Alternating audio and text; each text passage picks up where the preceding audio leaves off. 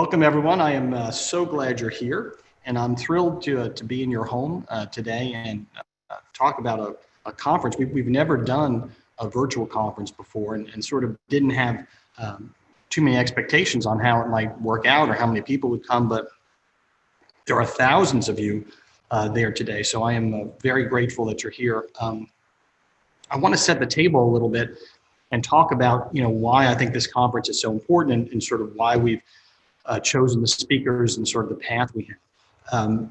Many of you who see my podcast all the time, and obviously you folks read AdvisorHub, you know that we're sort of in the middle of what's going on today and the epic changes.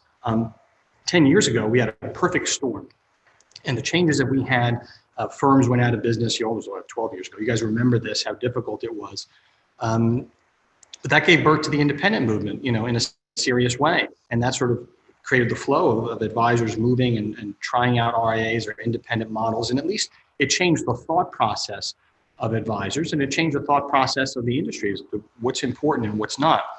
I think today we're in actually a greater inflection point. We've been sort of in tumult and turmoil.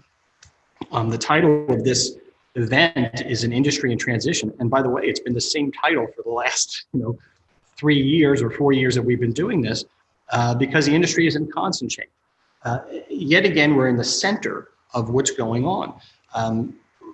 The things we want to sort of review and go over for you all today are the pandemic, the social unrest, markets that are extremely volatile, and a divisive election. We're still just dead center in it, and our business is dead center in it. Some of the things that are happening with the pandemic, for instance, are going to profoundly affect our business and how it works going forward. We've had this unbelievable technological experiment that any CEO worth his or her salt would have been, thrown out of the building if they said, "Hey, you know what? I got an idea. Let's send everybody home. Everybody, marketing, legal, and let's do everything from home for 8 months.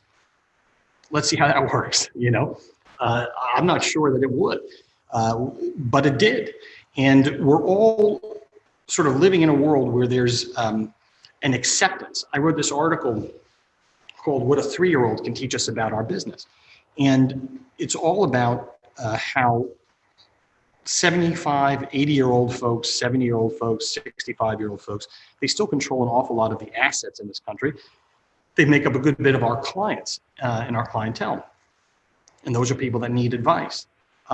They're a little bit ambivalent when it comes to technology. I mean, they're not taking Instagram photos of their food, right, and sharing it, but they use technology. They're not ignorant of it. I think if you had asked them prior to this, "Hey, I don't want you to come to the office, let's just do video," they would have maybe even been insulted that you didn't come to their house or not. But if they want to see their grandkids, they got to figure out Zoom. So they did.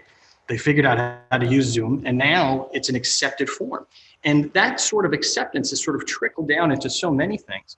I was talking with a female advisor who said she was sort of really reluctant to, bring her kids into the office, and because she felt there was some sort of issue where clients would think she wasn't a serious advisor if she had a family.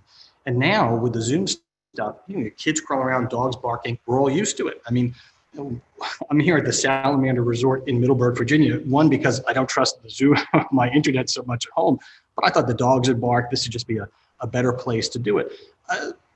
But people are accepting of these things. They're accepting of the fact that we live in a world.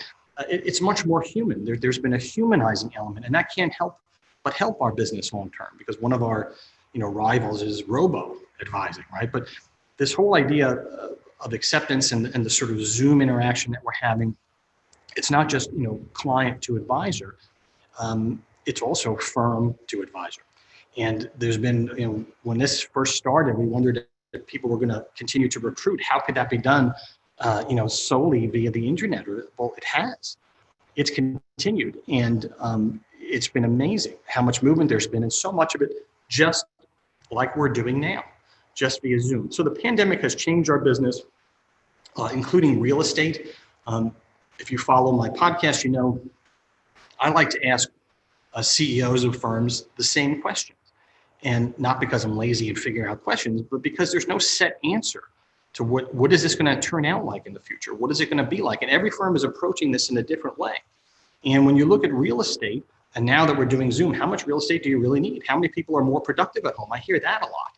And I hear people with families that they're rather be home with the kids, and they'll work to 7 o'clock at night, but take off between 3 and 4 to do kid stuff. I mean, it's amazing where we've come and the acceptance that firms now have of that. So this notion of acceptance and the pandemic, I think, is critical to our business going forward. I'm not one who thinks, we're never going to go back to brick and mortar. I think we're trying to get a $5 million client to come in. I think you're not going to be able to do that on Zoom. We're going to eventually need human interaction. But I do think that having these large ego barns as an RIA is unnecessary. And I think having so much real estate as a firm is unnecessary. So there's going to be some kind of leveling out as we go. And I think we'll hear today from we have about a dozen CEOs who talk about how they're going to handle the pandemic, how they handle the pandemic, and what they see going forward, how it's going to affect our business. We're also lucky enough to have Nadia West. She was a Lieutenant General and Surgeon General of the Army, and she's going to talk specifically about the pandemic. So I find that really interesting too. So we'll ask her some questions about it. But acceptance also relates to, social unrest and diversity and inclusion, and those are sometimes subjects that people either give a big yawn about or they're aggravated with. Our business is interesting in that it should be, a meritocracy. I mean, we have an 80% failure rate. Either you can produce or you can't. It's simple. Not a lot of room for victims and people complaining about hard work and this, that. Well, I think you have to look at it like competitiveness is what it's about, and that's fair, and that's what we want, because that gives you the unlimited upside. That gives us the potential to create wealth for our families and ourselves. But look, it's got to be a level playing field.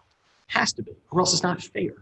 And I've written about this and got a lot of comments back on it. A simple example would be when I started in this business, my dad was a dentist. So all my clients were dentists. I was able to, open $10,000 accounts. I was able to cold call. We cold called all over the Midwest, right? Where all the presidential stuff is going on. We made all those calls. So, can you do that today? I don't know. We got to make some changes, maybe open accounts. I'm seeing the time here. I got to rush through this stuff. Sorry. Markets. The markets are volatile. We're going to hear from, we have a diversity and inclusion panel. Let's start there. And Nadia West is going to address some social justice stuff. We have stuff about the markets. We have economists talking today from many different firms. We're thinking Andy Blocker from Invesco, Paul Dietrich from B. Riley. They'll talk to the CEOs and people who run firms like Goldman Sachs, Ron Kraszewski from Stifel. They're all going to give their input on this stuff. And we're going to talk about a divisive election. Major Garrett can't make it today, which means we're going to a little longer lunch period, and it means we're going to beat up Ari Fleischer a little bit more with a bunch of questions we may have. If you miss anything, I have some details here. It's going to be up for a month, so you can go back and look at the event again and sort of go through stuff. Please interact with each other. That's what I really miss about the live events. I want you guys to do that. We have some new stuff coming at AdvisorHub too. I'll talk about it in my closing remarks as well. We have a culture survey that we did with Edward Jones. It's absolutely fascinating. You're going to hear more about that. There's going to be more Zoom content on our site and more practice management stuff because that's what you asked for. Please take advantage of contacting the industry leaders today. Visit their booths. Thank the sponsors for doing this because we couldn't do it without them.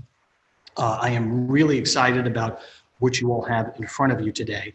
And I hope that we can take all of these things that sort of impact all of us and where our business is dead center, the pandemic, the social unrest, the markets, and a divisive election, because it all affects us. The election could have impacts for taxes and capital gains and carried forward interest and step up in cost basis, all things that are going to really impact our clients, and we need to get ourselves knowledgeable about.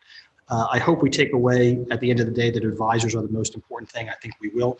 Advice is going to be king. You're going to hear from CEOs and they're all going to give you their opinions. So please enjoy the show and stick with us. And appreciate all your comments along the way as I always do. And thank you for your loyalty. Please visit the booths.